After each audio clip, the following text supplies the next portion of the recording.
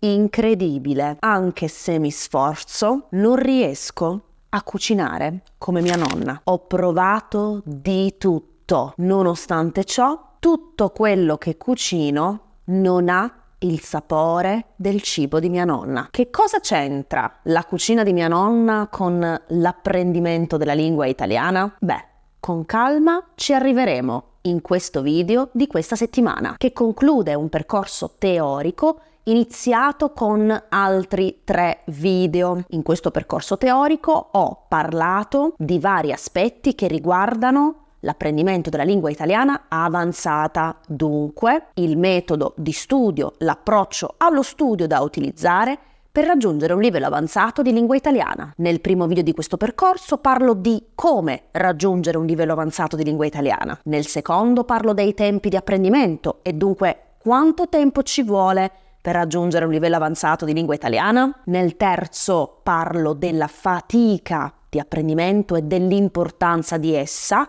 nel percorso che porta al raggiungimento del livello avanzato di lingua italiana. In questo video di questa settimana, ultimo di questo percorso teorico, condivido con te una cosa che ho capito in merito alla cucina di mia nonna. È una cosa che secondo me è molto legata all'apprendimento di qualsiasi cosa, nel nostro caso all'apprendimento della lingua italiana avanzata, dunque legata al percorso che bisogna seguire per raggiungere un livello avanzato di lingua italiana. Per questo video e per gli altri video di questo percorso trovi sul mio sito lernilango.com del materiale di studio, la trascrizione dell'episodio su cui poter lavorare linguisticamente in modo attivo e degli esercizi di comprensione orale, delle domande a scelta multipla in cui puoi testare la tua capacità di ascolto di questi video. Trovi tutto nella sezione podcast del mio sito lernilango.com. E dunque iniziamo e parliamo di questa cucina della nonna.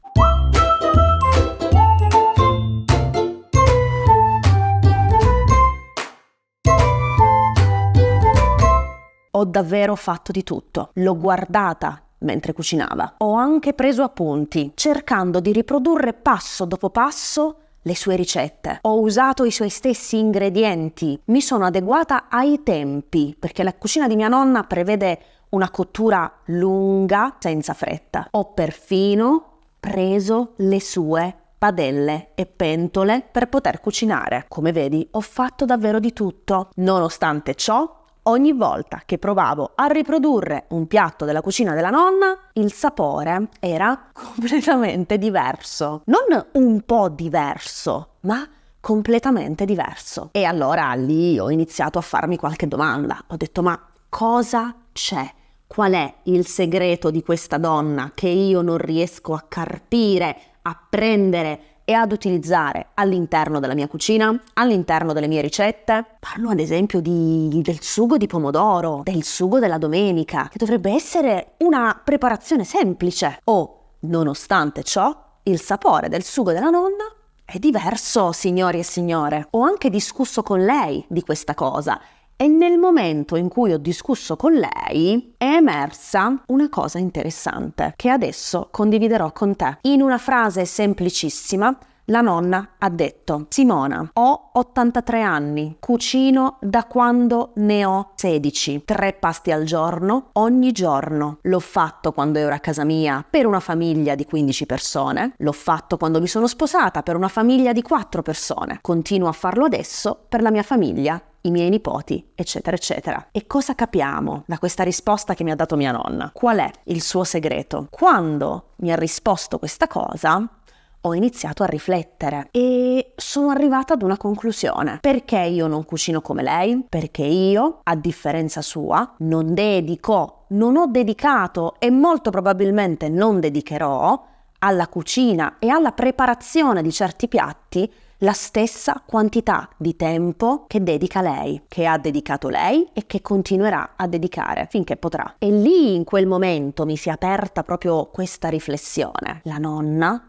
è così brava, nel senso che prepara quei piatti e li prepara in quel modo specifico che io non riesco a riprodurre, perché lei lo ha fatto per tanto tempo, non solo per tanto tempo, ma soprattutto per tante volte. Credo, a questo punto, a meno che non mi stia nascondendo qualche ingrediente o tecnica segreta, perché si sa, le brave cuoche non sempre condividono i loro segreti, comunque io credo che questo sia il segreto della cucina di mia nonna. La ripetizione, il tempo lungo. Quante volte, e lì poi ho iniziato a farmi qualche domanda, quante volte effettivamente io preparo il sugo? Pochissime. Rispetto a lei sicuramente pochissime, in generale pochissime, ma rispetto alla nonna sicuramente pochissime volte. E allora mi sono detta, ok, non cucinerò mai come lei, mi devo demoralizzare? No, mi sono arrivata alla conclusione che molto probabilmente tra 20 anni, tra 20 anni, anche io, dopo aver preparato quella pietanza, il sugo per tante volte, molto probabilmente anche io arriverò al suo livello o al sapore che lei riesce a dare al sugo di pomodoro. In questo video ultimo del nostro percorso, che voglio che tu, studente e studentessa di lingua italiana, tenga sempre a portata di mano, sempre disponibile nel tuo percorso, arrivati a questo punto, vediamo l'ultimo fattore importante, prendendo esempio dalla storia della nonna, nel percorso di raggiungimento di un livello avanzato, e cioè la ripetizione. Prima di andare avanti, come sempre, se questo video ti è piaciuto e ti è stato utile, ti invito a lasciare un piccolo like per supportare il mio lavoro di creatrice di contenuti digitali. Ripeto, sono piccole azioni, ma che per me fanno una grandissima differenza. Quindi, questa ripetizione, che cosa riguarda nello specifico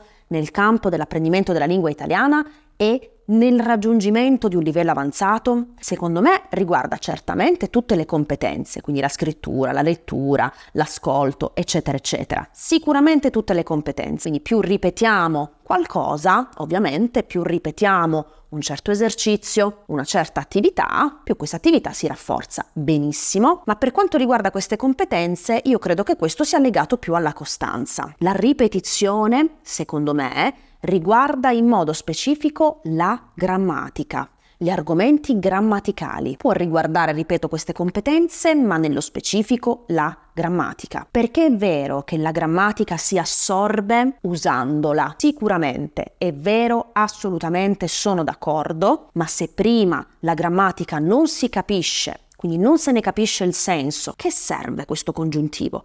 A che servono questi pronomi? Se dunque prima non se ne capisce il senso e poi non si memorizza la struttura grammaticale, usarla diventa ancora più difficile. Se quando sto parlando ci metto 10 minuti o 5 minuti o 3 minuti, ma anche solo un minuto per ricordare la forma del congiuntivo, presente, imperfetto, passato, eccetera, eccetera, come faccio a far scorrere la conversazione o a far scorrere la scrittura, quindi casi in cui devo usare attivamente la lingua? È molto importante, per quanto riguarda la grammatica, capirne l'uso, a che serve, perché si usa, ma soprattutto fissarne la struttura. E per fissare la struttura abbiamo bisogno della ripetizione. Per questo io nel mio corso di grammatica avanzata ho creato tantissimi esercizi, sono più di 3000 esercizi. Perché? Perché sono cattiva? Perché sono crudele? Perché sono severa? No, perché solo facendo e rifacendo, compilando, riempendo gli spazi vuoti, riflettendo sulla forma,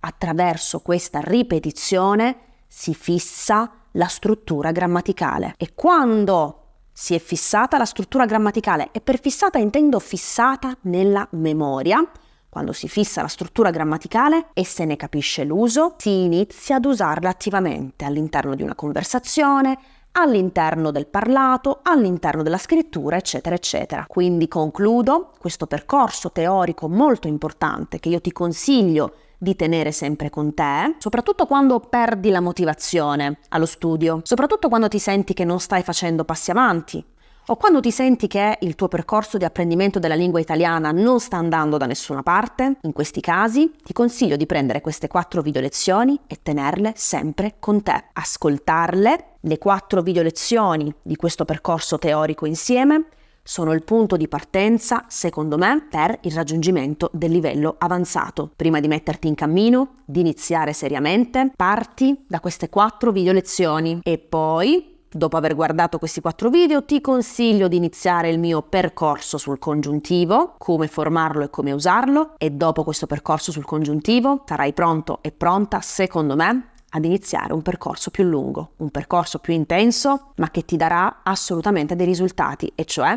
il mio corso di grammatica avanzata online che trovi sul mio sito lernilango.com. Dunque forza, gambe in spalla e spero vivamente che inizierai questa strada bellissima che porta al raggiungimento del livello avanzato di lingua italiana. Io sono qui, ti aspetto nei commenti, grazie per il tuo ascolto, ci vediamo nel prossimo video. Grazie e ciao!